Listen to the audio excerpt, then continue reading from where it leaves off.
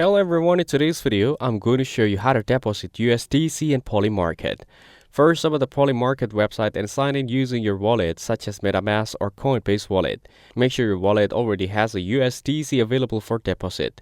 Next, go to your wallet, then select Deposit and choose USDC. Click on Deposit or Add Funds to start the process. Now, select the crypto wallet you want to deposit from and ensure that the network matches your Polymarket selection, whether Ethereum, Polygon, or Optimism. Double check that your wallet has enough USDC to complete the deposit. Then enter the amount of USDC you wish to deposit. Keep in mind any minimum deposit limits and applicable fees. After that, approve the transaction in your wallet such as MetaMask or Coinbase wallet. Pay any required network gas fees and wait for the blockchain confirmation to complete. Finally, refresh your Polymarket dashboard to make sure the deposit USDC appears in your account. If the funds do not show up even after confirmation, contact Polymarket support for assistance. That's it. Thanks for watching. Don't forget to like and subscribe for more videos.